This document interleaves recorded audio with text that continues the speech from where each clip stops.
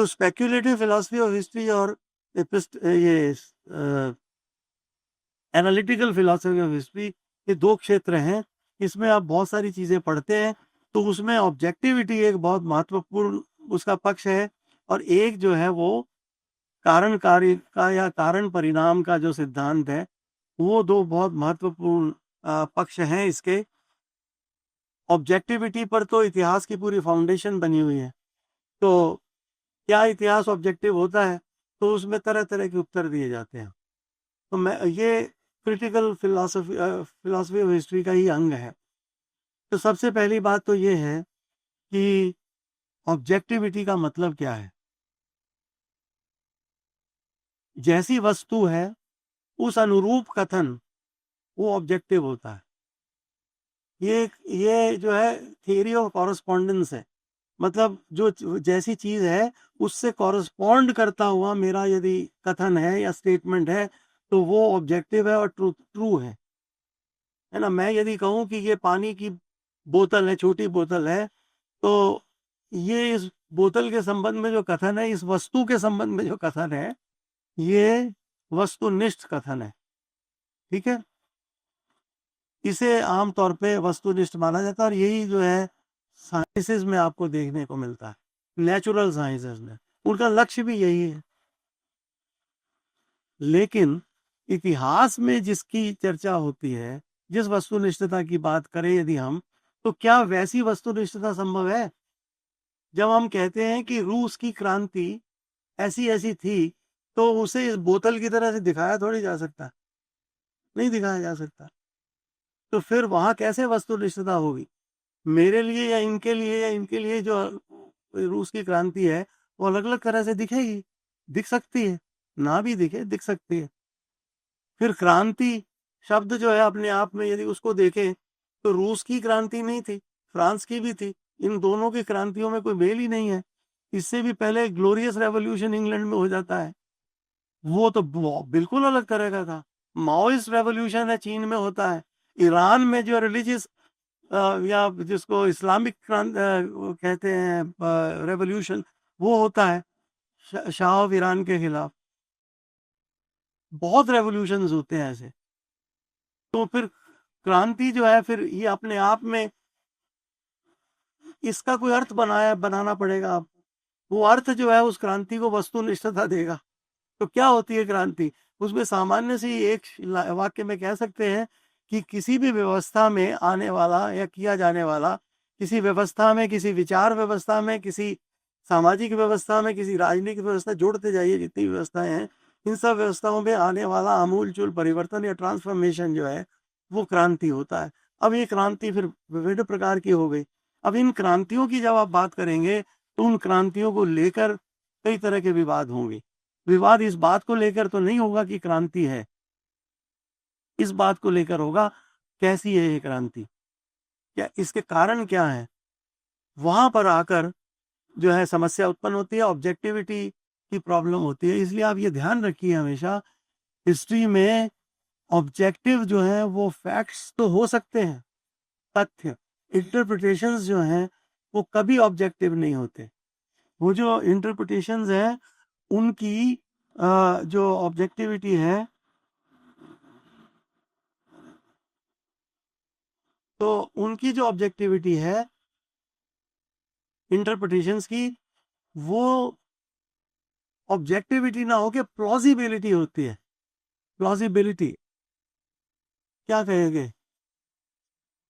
हाँ, संभाव्यता कह देते या कुछ और, मैं आपको कुछ सोचता हूँ। प्लॉजिबल होता है ना कि भाई ये ज्यादा ठीक लगता है। तो हाँ, कुछ इस तरह का कह सकते हैं कि भाई हम ये कह सकते हैं कि ये जो है ये ज्यादा तार्किक है, ज्यादा युक्तिपूर्ण है, ज्यादा समझ में आने वाला है, कन्विंसिंग है, वो प्लॉजिबल होता है। ठीक है, तो इंटरप्रिटेशंस प्लॉजिबल ही होते हैं। जो इंटरप्रिटेशन जितना ज्यादा प्लॉजिबल है, उतना ही ज्यादा एक्सेप्टेबल होगा। और हर तरह का इंटरप्रिटेशन जो है वो खुद को तो ऑब्जेक्टिव क्लेम करता है, और दूसरे इंटरप्रिटेशंस को मिथिकल कह देता है और सब्जेक्टिव कह देता है। तो खुद तो ट्रूथ है, और दूसरा जो है वो मिथ है। लेकिन आप इसीलिए देखते हैं कि इतिहास में कितनी तरह के स्कूल्स हैं, है ना, लेफ्टिस्ट हैं, राइटिस्ट हैं, सेंट्रिस्ट हैं, फिर उसके अलावा कॉलोनियलिस्ट हैं, सबऑल्टर्न हैं, अब बहुत तरह के नेशनलिस्ट हैं, करते जाइए, बहुत तरह की श्रेणियां बनेंगी। ये सारे इंटरप्रिटेशंस हैं। मोस्टली ये उन तथ्यों पर भी डिफरेंटली इंटरप्रेट करते हैं जिन तथ्यों पर पूरी तरह से सहमति है, वो ऑब्जेक्टिव फैक्ट्स के रूप में एक्सेप्टेड है। भारत की आज़ादी की लड़ाई है, उसके भीतर के फैक्ट्स तो तय हैं, लेकिन एक कांग्रेस सेंट्रिक व्यू है, एक नॉन कांग्रेस सेंट्रिक व्यू है, और एक आजकल और दूसरी तरह का व्यू भी चल रहा है। तो तरह तरह के व्यूज हैं। अब ये सारे ये कंटेंडिंग व्यूज हैं जो अपने आप को ज़्यादा प्लॉजिबल रूप में प्रस्तुत करते हैं। ऐसे में मुझे असल में हमेशा ओसवाल्ड स्पेंगलर की बात ध्यान आती है। उसका ये कहना था कि हिस्ट्री में कुछ भी ट्रू और फॉल्स नहीं होता, बल्कि डीप और शैलो होता है, गहरा या छिछला होता है। इसका वही मतलब है, जो जितना गहरा है जाता है वो उतना ही प्लॉजिबल होता है। तो गहरा और छिछला, और वही हिस्ट्री जो है रेलेवेंट होती है जो कि गहरी हो, छिछली नहीं। तो इसलिए ऐसे ही अब इसको मैं और इस ऑब्जेक्टिविटी को एक बात कह के छोड़ता हूँ, क्योंकि मुझे बोलते हुए करीब 15 मिनट होने को आ गए, या 16 हो गए मिनट बल्कि। तो वो ये जो ऑब्जेक्टिविटी है, अब कोर्ट केस देखिए,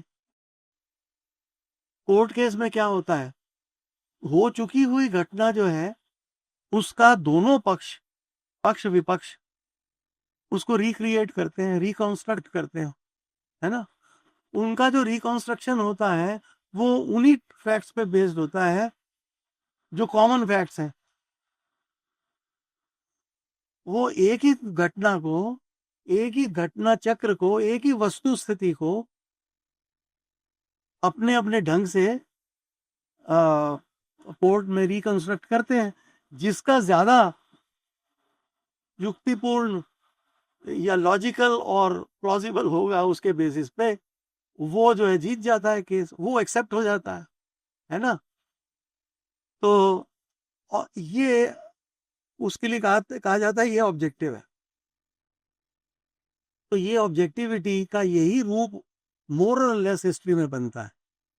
लेकिन हिस्ट्री में केवल घटना चक्र ही नहीं होता, आइडियाज भी होते हैं, हिस्ट्री ऑफ आइडियाज भी होती है, हिस्ट्री ऑफ थॉट पढ़ते ही हैं आप लोग, है ना। तो जब हिस्ट्री ऑफ आइडियाज की आप बात करेंगे तो ट्रू और फॉल्स वहां अप्लाई नहीं होता। कौन से आइडियाज इन परिस्थितियों में जो है इवॉल्व हुए, आर्टिकुलेट हुए, उन आइडियाज की शेप क्या है, उनकी नेचर क्या है, और वो जो नेचर है उनकी, वो कैसे इनकी फिलॉसफीज में और सोशल थॉट में, सब तरह की फिलॉसफीज में एक्सप्रेस होती है, ये बात वहां पर देखने की रहती है। तो वहां पर उन आइडियाज के इंटरप्रिटेशन को लेकर खास समस्या नहीं होती, उन आइडियाज की कॉजेज को लेकर वहां पर कई बार समस्या हो जाती है। तो मेरा कहने का मतलब यह है कि हिस्ट्री में फैक्ट्स जो हैं वो तो ऑब्जेक्टिव होते हैं जनरली स्पीकिंग, और ऑब्जेक्टिव होने के कारण ही एक्सेप्टेबल होते हैं वो। किंतु इंटरप्रिटेशंस जो हैं वो हमेशा जो है वो कहना चाहिए उनमें एक सब्जेक्टिव टिंट रहता है। तो अब अभी मैंने कहा था ना कि कौन सा युग जो है वो हिस्ट्री वो अकाउंट है जिसमें कोई युग अपने से पहले के युगों में क्या महत्वपूर्ण था उसका विवरण प्रस्तुत करता है। इतिहास तो उसका विवरण है। तो क्या महत्वपूर्ण है बाद की जनरेशन के लिए, वो that become subjective to that generation. हो सकता है अगली जनरेशन को वो दूसरी तरह से दिखे। आज हमारे लिए अकबर या अशोक महान है, आज ना भी हो, थोड़े दिन पहले तक थे। तो उस समय क्यों थे ये महान? इसलिए नहीं थे कि इन्होंने कोई तलवारबाजी की थी और राज्य बना दिए थे, बल्कि उन पॉलिसीज के लिए ये बड़े माने जाते थे जो पॉलिसीज हमारे संविधान में भी इंश्राइंड है सरकार की। इंक्लूसिवनेस जो है वो इनकी पॉलिसीज का वो थी बेसिस। और इसी कारण से जो कारण परिणाम वाली बात है, 2 मिनट में उसको खत्म करता हूँ। इतिहास में और नेचुरल साइंसेज में जो कॉज एंड इफेक्ट रिलेशनशिप है वो डिफरेंट होती है, क्योंकि नेचर में जो कॉज एंड इफेक्ट रिलेशनशिप है उसमें कोई सब्जेक्ट या एजेंट या कर्ता नहीं होता। नेचर में नेचुरल इवेंट्स तो होते हैं लेकिन करने वाला कोई नहीं होता, किंतु इतिहास जो है वहां पर करने वाला हुए बिना इतिहास नहीं होता। यदि कोई सब्जेक्ट या एजेंट नहीं है तो हिस्ट्री नहीं होगी, और एजेंट होगा तो फिर उसमें उसने कोई काम क्यों किया ये प्रश्न हमेशा आएगा। कोर्ट में भी कहते हैं ना गलती से हो गया या एक्सीडेंट था, ऐसी बात करते हैं ना, तो वो वह मंतव्यों की बात होती है। तो ये देखने की बात है कि जो हिस्टोरिक इवेंट्स ऑफ हिस्ट्री हैं उनमें कारणता या कारण जो होते हैं वो मूल रूप से यही होते हैं।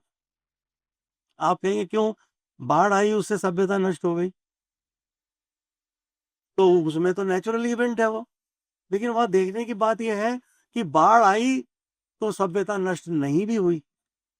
जब सभ्यता नष्ट नहीं होती तो, और जब होती है तो हम कहते हैं कि सभ्यता जो थी वो इसको डील नहीं कर पाई, बाढ़ का जो है उसको वो उसका सामना नहीं कर पाई। तो सामना ना कर पाना मानवीय